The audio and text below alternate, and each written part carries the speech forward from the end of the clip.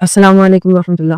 میں ہوں فاطمہ فضل اور انجینئر محمد علی مرزا صاحب کی جو ایک کنٹروورشل قسم کی ویڈیو ان لوگوں نے ہائپ میں لی ہوئی ہے اور اس کے اوپر بار بار ان کے اوپر یہ الزام لگایا جا رہا ہے کہ انہوں نے نعوذ باللہ نبی علیہ الصلوۃ والسلام کی شان میں گستاخی کی ہے. میں نے وہ پوری ویڈیو دیکھی اور مجھے کہیں پہ بھی یہ نہیں لگا کہ انہوں نے قطعاً نبی علیہ الصلوۃ والسلام کے لیے کوئی ایسے الفاظ استعمال کیے ہوں جس میں ان کی توہین کی گئی ہو. اس کی وجہ یہ ہے کہ انجینئر صاحب نے اپنی اس بیان میں اور ویڈیو میں ایک موقف پیش کیا جو کہ کرسچنز کا ہے اور انہوں نے اس کو پروف اور دلیل کے ساتھ پیش کیا کہ یہ کرسچنز کے الفاظ ہیں, کرسچنز اس طرح بولتے ہیں, کرسچنز یہ سمجھتے ہیں اور یہ ان کا عقیدہ ہے اور یہ ایجوکیشن کے لیے ضروری بھی ہے. مطلب اگر وہ انہوں نے یہ بات سکھائی ہے تو بچوں کو, آنے والی نسل کو یہ بات پتہ ہوگی کہ کرسچنز ہمارے نبی کو کس طرح سمجھتے ہیں, ہمارے نبی کے بارے میں کیا سوچتے ہیں اور ہمارے نبی کو کتنا ایکسیپٹ کرتے ہیں. بہت سارے لوگ ایسے ہوں گے آج کے دور میں جن کو یہ بات پتہ بالکل بھی نہیں ہوگی جو انجینئر محمد علی مرزا صاحب نے اس ویڈیو میں کلیئرلی بتائی ہے, ان سینس کہ کرسچنز کا آخر ہمارے نبی کو لے کے عقیدہ کیا ہے. کیونکہ کرسچنز جو ہیں وہ اللہ تعالیٰ کا اقرار تو کرتے ہیں کہ اللہ ہے اور پھر یہ بھی بڑا ڈائریکٹلی بولتے ہیں کہ حضرت عیسیٰ جو ہیں وہ بیٹے ہیں اللہ کے, نعوذ باللہ. لیکن یہ بات بہت کم لوگوں کو پتا تھی اور بہت کم لوگ یہ جانتے تھے کہ آیا وہ ہمارے نبی کو کیوں نہیں مانتے. تو انہوں نے اتنا کلیئرلی آپ کو اس ویڈیو میں سمجھایا ہے تو وہ سمجھانے کی روح سے تھا. ان کے الفاظ میں کہیں پہ بھی یہ چیز نہیں تھی کہ انہوں نے ڈائریکٹلی, اور ایک ایسا بندہ, یا میں کچھ باتیں ہائی لائٹ کرتی چلوں ان سینس اس بارے میں کہ وہ کس طرح کے انسان ہے. میں نے انیشلی جب اسٹارٹ میں انجینئر محمد علی مرزا صاحب کا عروج کا ٹائم شروع ہوا اور جب ان کے بارے میں ویڈیوز وائرل ہونا شروع ہوئے تو میں نے اپنی یونیورسٹی میں اپنے ٹیچرز کے منہ سے یہ الفاظ سنے کہ بہت بڑا فتنہ ہے, انجینئر محمد علی مرزا بہت بدتمیز آدمی, بہت بلنٹ آدمی اور اس کو بالکل نہیں سننا اور بہت بڑا فتنہ ہے اور بلا بلا بلا بلا.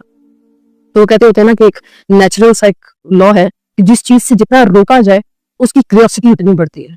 تو یہ تو ہر بندے میں ہوتا ہے. اگر آپ کو کہا جائے نا کہ فلاں چیز کو کلک نہیں کرنا, بندہ کہتا ہے میں کلک کر کے دیکھوں گا ہوگا کیا. میں نے سننا شروع کیا, پھر میں نے ڈیٹیل میں ان کے بارے میں جاننا شروع کیا. اس بندے کے ذہن میں جتنا ان کے الفاظ سے اور ان کے کہہ لیں کہ اخلاق سے جتنا پتہ چل, اس بندے کے ذہن میں ایک ہی چیز ہے کہ وہ اپنے اللہ اور اس کے رسول محمد صلی اللہ علیہ وسلم کا جو ریئل فیکچول بکش دین تھا وہ آپ تک لانا چاہ رہے تھے.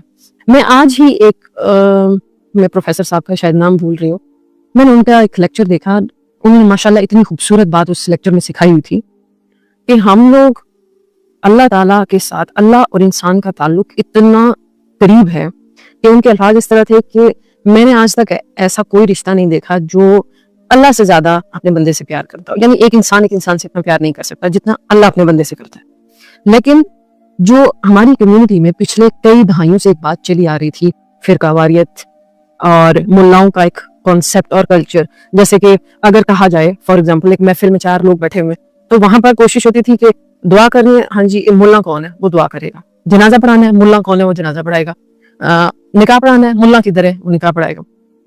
اتنا ایک کلچر خراب ہے کہ ریسنٹلی میں نے ایک نکاح میں یہ چیز آبزرو کی اور میں اتنی حیران ہوئی اس ساری سینیریو کو سن کے کہ جس طرح میں بیٹھی ہوں اس طرح لڑکی بیٹھی ہے اینڈ اس کے رائٹ سائڈ پہ یا لیفٹ سائڈ پہ ایسے 7 آ کے مولوی صاحب بیٹھے ہیں اور وہ بیٹھ کے اس کو کلمے پڑھا رہے ہیں, پوچھ رہے ہیں مطلب یہ کون سے اسلام میں یہ لکھا ہوا ہے.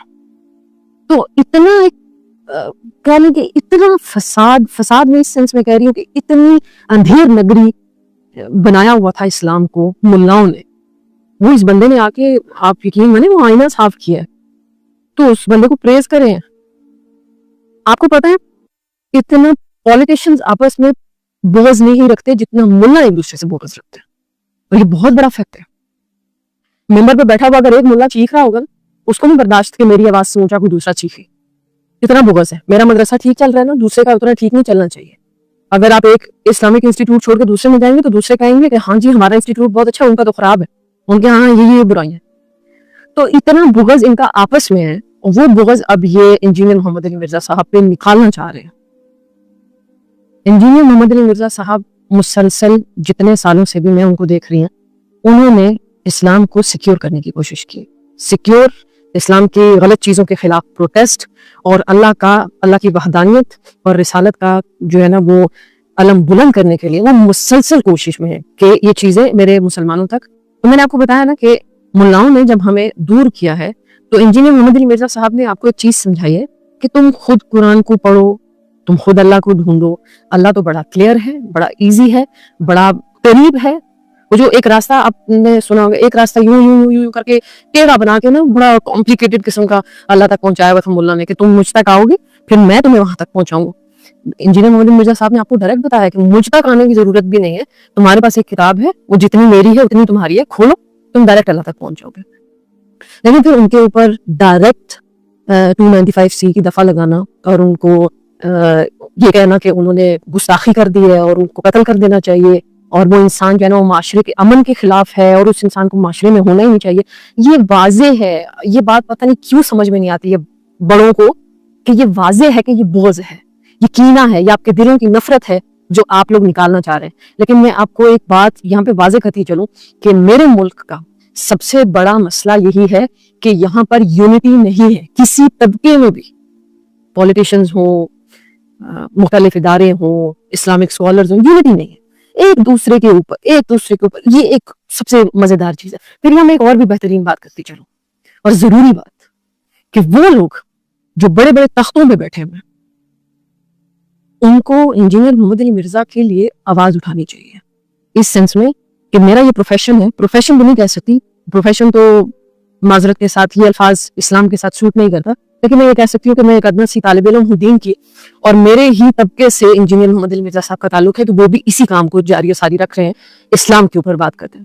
تو میں تو ان کو سیکیور کروں گی, ان کے لیے آواز اٹھاؤں گی اس سینس میں کہ اس بندے نے اگر جینوئن گستاخی کی ہوتی تو وہ الگ بات تھی, لیکن کنایا ڈھکی چھپی باتوں میں پھنسا کر جان بوجھ کے اور ان کے اوپر یہ 295C لگانا, یہ کسی بھی ایجوکیٹڈ یا جہاں پر رول آف لا ہو ایسے معاشرے میں یہ چیزیں نہیں ہوتی ہیں. آپ کو پتہ اسلام کا ایک قانون ہے کہ جب شوہر بیوی کو طلاق دے تو اگر وہ طلاق مبہم الفاظ میں ہو, یعنی جو ڈائریکٹ الفاظ نہ ہو, ایک ہوتا ہے ڈائریکٹ ایک بات کو کہہ دینا کہ تم یہ وہ ڈائریکٹ ہو گیا, لیکن اگر اس نے مبہم کنایا الفاظ جیسے کہ تم میری طرف سے آزاد ہو, تم کو میں چھوڑتا ہوں, ٹھیک ہے, اب وہ چھوڑنے میں آزاد کرنے میں اور بھی بہت سارے مطلب نکالے, تو وہاں پر ہسبینڈ سے اس کی نیت پوچھی جاتی ہے, اس سے پوچھا جاتا ہے کہ تمہاری نیت کیا ہے یہ بات کہنے میں.